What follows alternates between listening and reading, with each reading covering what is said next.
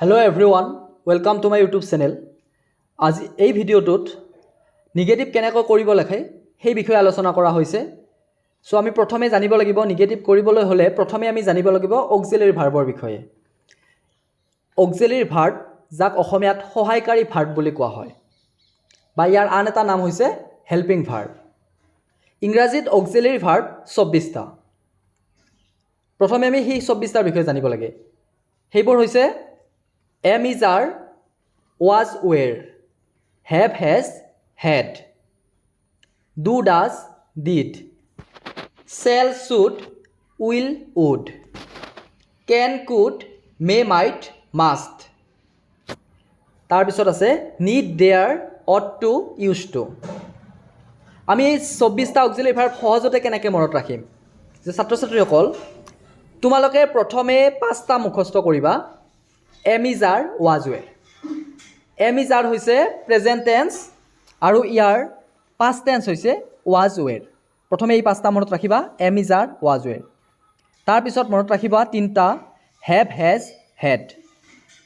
have আৰু has হৈছে present tense আৰু ইয়াৰ past টেন্স হৈছে had।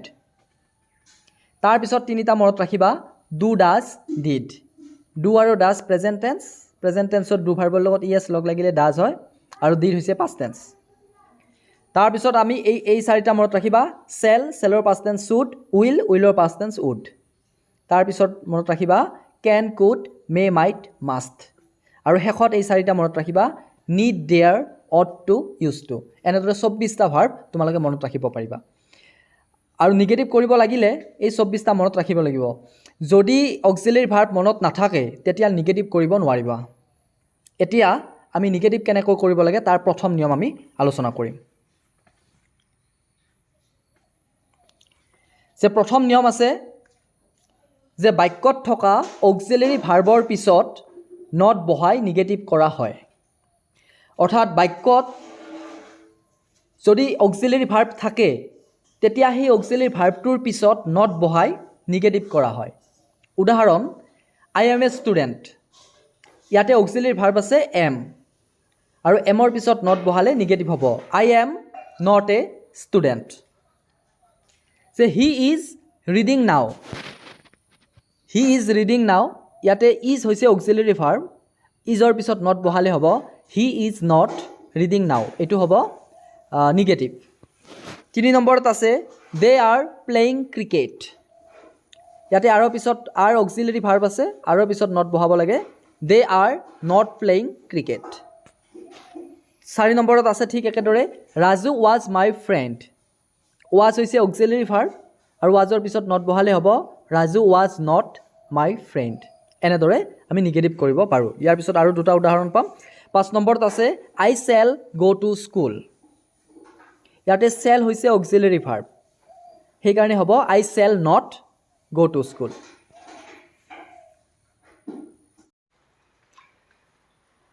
ইয়াৰ পিছত আমি পাম 6 নম্বৰত হি উইল ভিজিট কাশ্মীৰ, ইয়াতে অক্সিলাৰি ভাৰ্ব আছে উইল, গতিকে উইলৰ পিছত নট বহালে হ'ব he will not visit Kashmir.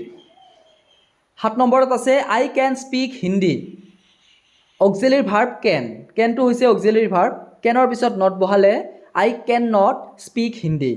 মনত ৰাখিবা কেন আৰু নট লিখিলে লগ লগাই লিখিব লাগে, দুইটাৰ মাজত গেপ ৰাখিব নালাগে। Can not. You must go' there, এইটো হ'ব you must not go' there, you must not go' there. গতিকে মাষ্টটো হৈছে অক্সিলাৰি ভাৰ্ব, অক্সিলাৰি ভাৰ্বৰ পিছত নট বহালে you must not go' there. ইয়াৰ পিছত আমি 2 নম্বৰ নিয়ম পাম যে যদি বাক্যত অক্সিলাৰি ভাৰ্ব নাথাকে তেতিয়া ডু ডাজ ডিডৰ সহায় ল'ব লাগে। যদি বাক্যত অক্সিলাৰি ভাৰ্ববিলাকৰ এটাও ভাৰ্ব নাথাকে তেতিয়া আমি সহায় ল'ব লাগিব ডু ডাজ ডিডৰ। কেনেদৰে কৰিম তলত চাই ল'বা। যে ডু ডাজ ডিডৰ ডু আৰু ডাজ হৈছে প্ৰেজেন্ট টেন্স, ডু ভাৰ্বৰ লগত ইএছ যেতিয়া লগ লাগে তেতিয়া ডাজ হয়, এই দুইটা প্ৰেজেন্ট টেন্স। ডিড হৈছে পাষ্ট টেন্স আৰু পাষ্ট পাৰ্টিচিপলত ডান আহে, ডানৰ ব্যৱহাৰ ইয়াতে তেনেদৰে নাই। এইবাৰ আমি উদাহৰণ চাম। 1 নম্বৰত আছে আই প্লে ক্ৰিকেট। আই প্লে ক্ৰিকেট এইটো বাক্যত অক্সিলাৰী ভাৰ্ব নাই। ইয়াতে ভাৰ্ব আছে প্লে। প্লে হৈছে মেইন ভাৰ্ব। এতিয়া আমি ডু ডাজ ডিডৰ সহায় ল'ব লাগিব। ডু ডাজ ডিডৰ কোনটোৰ সহায় ল'ম? প্লে হৈছে প্ৰেজেণ্ট টেন্স আৰু পাষ্ট টেন্সত হৈছে প্লেড। আৰু ডু হৈছে প্ৰেজেণ্ট টেন্স, ডিড হৈছে পাষ্ট টেন্স। যিহেতু play to play verb present টেন্সত আছে, গতিকে আমি ডু ভাৰ্ব যিটো প্ৰেজেণ্ট টেন্সত আছে সেইটোৰ সহায় ল'ব লাগে। আই ডু নট, তাৰপিছত এই ডুৰ সহায় লৈ ডুৰ পিছত নট বহালে হ'ব আই ডু নট প্লে ক্ৰিকেট। এইবাৰ 2 নম্বৰত আছে যে উই Sing a song. We Sing a song এইটো বাক্যত অক্সিলাৰী ভাৰ্ব নাই। ইয়াতে ভাৰ্ব আছে ছিং, গতিকে ডু ডাজ ডিডৰ সহায় ল'ব লাগিব। ছিং ভাৰ্বটো হৈছে প্ৰেজেণ্ট টেন্স আৰু সেই গতিকে আমি প্ৰেজেণ্ট টেন্স ডুৰ সহায় ল'ব লাগিব। ডুটো হৈছে প্ৰেজেণ্ট ফৰ্ম, সেইকাৰণে লিখিব লাগিব উই do not sing a song. 3 নম্বৰত উদাহৰণ দিয়া আছে ঠিক একেদৰে ওপৰৰ নিচিনা, ইউ গ' টু স্কুল, আৰু ইয়াতে হ'ব you do not go' to school, কাৰণ গ' টু প্ৰেজেণ্ট টেন্সত আছে আৰু ডুটো present tense. Raju sings a song. এইবাৰ চাবা যে ৰাজু ছিংছ এ ছং, ইয়াতে ছিং ভাৰ্বৰ লগত এছ লগ লাগি আছে। ছিং ভাৰ্বৰ লগত এছ লগ লাগি আছে, সেই গতিকে ডু ভাৰ্বৰ লগত ই এছ লগ লাগিলে হয় ডাজ। ডাজৰ সহায় ল'ব লাগিব আৰু হ'ব Raju does not sing a song. ওপৰত ছিংছ আছে কিন্তু তলত আমি ছিং লিখিব লাগিব, এছটো লিখিব নালাগে। মনত ৰাখিবা Raju does not sing a song, এনেদৰে হ'ব। 5 নম্বৰত আছে যে মিনা গ'জ টু স্কুল। ইয়াতে অক্সিলাৰী ভাৰ্ব নাই এইটো বাক্যত।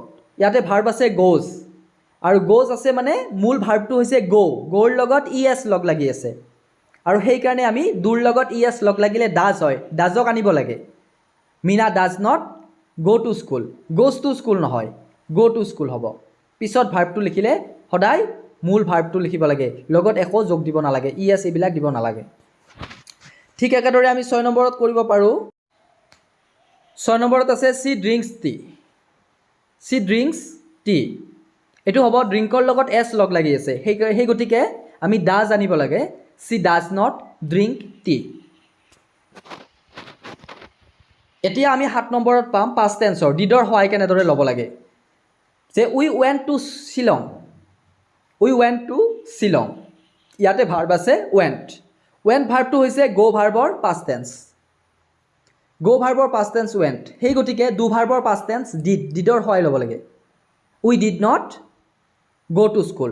পিছত কিন্তু ৱেণ্ট লিখিব নালাগে, গ' লিখিব লাগে। মূল ভাৰ্বটো লিখিব লাগিব, অৰ্থাৎ যিটো মূল ৰূপ গ' ভাৰ্বৰ মূল ৰূপ গ' এইটো লিখিব লাগিব, ৱেণ্ট লিখিলে ভুল হ'ব।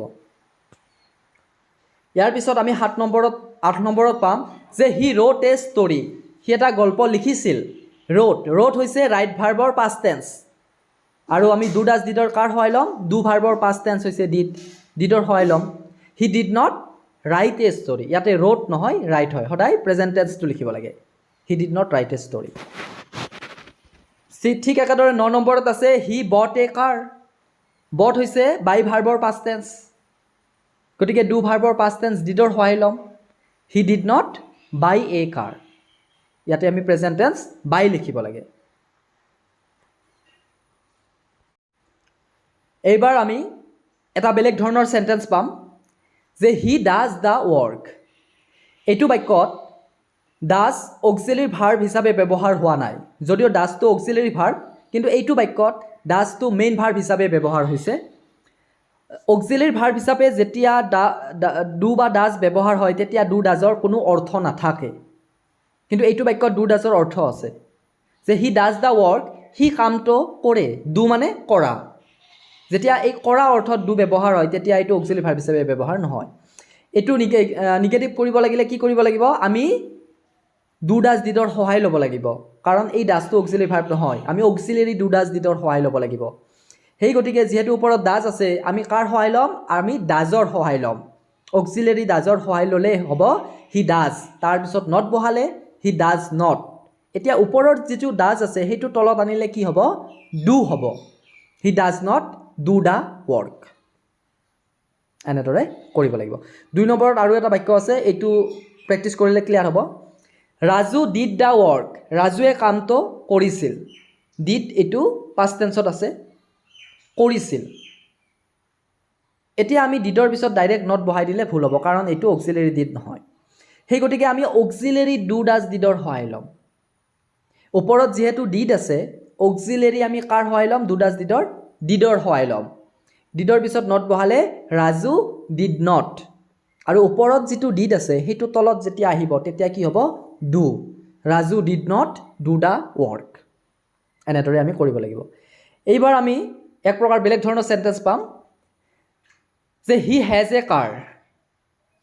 কাৰ এইটো he has not A car এনেদৰে নিগেটিভ কৰিব পাৰোঁ আৰু বেলেগ ধৰণেও পাৰি he does not have a car এনেদৰে লিখিব পাৰোঁ আমি কিয় এনেদৰে লিখিব পাৰোঁ ওপৰত যেটো হেজ আছে হেতু অৰ্থ হৈছে মই আগতে কৈছোঁ যে অক্সিলাৰি ভাৰ্বৰ অৰ্থ নাথাকে কিন্তু ইয়াতে অৰ্থ আছে হেজ মানে হৈছে আছে তাৰ এখন গাড়ী আছে হি হেজ এ কাৰ গতিকে আমি অক্সিলাৰি ডু ডাজ ডিডৰ সহায় ল'ব পাৰোঁ ইয়াতে তেতিয়া হি ডাজৰ সহায় ল'লে হি ডাজ নট হ'ব আৰু ওপৰত যেটো হেজ আছে হেতু তলত আমি হেভ কৰি লিখিব লাগে এইটো মনত ৰাখিবা হি ডাজ নট হেজ নহয় হি ডাজ নট হেভ অৰ্থাৎ হেভ হেজৰ যেটো মূল ৰূপ হেভটোহে লিখিব লাগে he does not have a car এইটো মনত ৰাখিবা